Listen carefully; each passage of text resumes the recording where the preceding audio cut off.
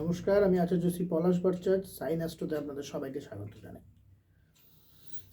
আজ আমরা আলোচনা করব যে বিবাহ কেন হয় না বা বিবাহ হতে কেন বিলম্ব হয়। এরকম আপনারা আপনাদের চারপাশে দেখবেন বা আমরাও আমাদের চেম্বারে বসেও দেখি, এরকম বহু মা বাবা আসেন বা বহু ছেলে মেয়ে আসে যাদের সমস্ত রকমের কোয়ালিটি থাকা সত্ত্বেও বিবাহ হচ্ছে না।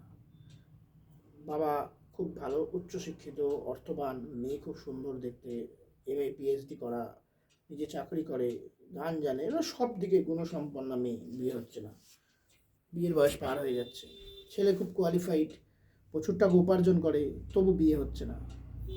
কিছুতেই সম্বন্ধ ঠিক হচ্ছে না, বা সম্বন্ধ আসলেও সম্বন্ধ ভেঙে যাচ্ছে, বিয়ে হচ্ছে না।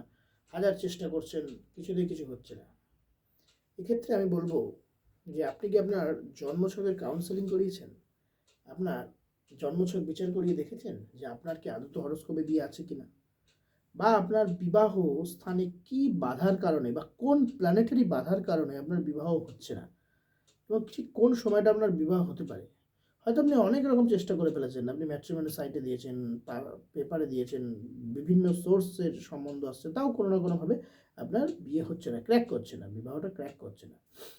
কিভাবে আপনি এই সমস্যা থেকে আমাদের অ্যাস্ট্রোলজির সাহায্যে উদ্ধার পেতে পারেন, বা আমাদের অ্যাস্ট্রোলজিকে কাজে লাগিয়ে কীভাবে আপনি এই অশুভ প্রভাব থেকে বেরিয়ে এসে আপনি সুখী দাম্পত্য জীবনে প্রবেশ করতে পারেন, এবং আপনার বিবাহ যাতে হয় সেটাকে আমরা কীভাবে চেষ্টা করতে পারি। এই জন্য প্রথমেই দরকার আপনার জন্মছকের একজন সঠিক অভিজ্ঞ জ্যোতিষকে দিয়ে কাউন্সিলিং করানো।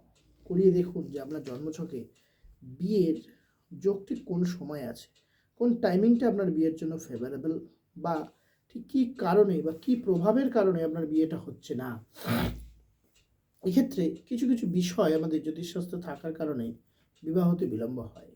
ধরুন আপনার মাঙ্গলিক দোষ আছে। শুধু যে মাঙ্গলিক দোষ থাকলে বিবাহে বিলম্ব হবে তা নয়, এটি অনেক গুরু বিষয়। দেখা যাচ্ছে আপনার মাঙ্গলিক দোষ আছে, বা আপনার বিবাহের স্থানে কোনোভাবে শনির মতো প্ল্যানেট কোনো রকমভাবে খারাপ নক্ষত্র প্রাপ্তি ঘটেছে, বা আপনার বিবাহস্থানে শনির কোনো অশুভ প্রভাব রয়েছে, বা অলরেডি সেখানে রাহু বা রবি রয়েছে, তার উপরে শনির কোনো দৃষ্টি রয়েছে। বিভিন্ন অশুভ কনজাংশনের কারণে এই ব্যাপারগুলো ঘটছে। এর খুব সহজ এবং খুব সহজেই আপনি প্রতিকার করে অ্যাস্ট্রোলজির মাধ্যমে, আপনি রত্ন ধারণের মাধ্যমে হোক বা মন্ত্রপাঠের মাধ্যমে হোক, ঠিক কী জায়গায় আপনার প্রবলেম সেটাকে রেকটিফিকেশন করে আপনি কিন্তু আপনার কাঙ্ক্ষিত সাফল্য পেতে পারেন, অর্থাৎ আপনার জীবনে সেই বিয়ের ফুল কিন্তু ফোটা সম্ভব। অবশ্যই আপনাকে প্রপারভাবে কাউন্সেলিংটা করতে হবে, করিয়ে রেকটিফিকেশন করিয়ে, যদি আপনি গ্রহ দোষ কোনো থাকে সেই গ্রহ দোষের যথাযথ প্রতিকার করে। অবশ্যই ক্ষেত্রে আমি বলে রাখি, গ্রহ দোষ মানে কিন্তু কোনো রকম যাগযজ্ঞ বা কোনো রকম কুসংস্কারাচ্ছন্ন কোনো কাজকর্ম নয়। গ্রহের প্রাপ্ত ডিগ্রির উপরে নির্ভর করে গ্রহের রেমেডি, রত্নের দ্বারা প্রতিকার বা মন্ত্র দ্বারা প্রতিকার, যেটা অবশ্যই সাইন্টিফিকভাবে করা হবে, এরকম প্রতিকার গ্রহণ করুন, এগিয়ে যান, দেখবেন আপনার বিবাহ হবে, বিবাহের বাধা দূর হয়ে যাবে। নমস্কার, সবাই ভালো থাকবেন, দেখতে থাকুন সাইন অ্যাস্ট্রো।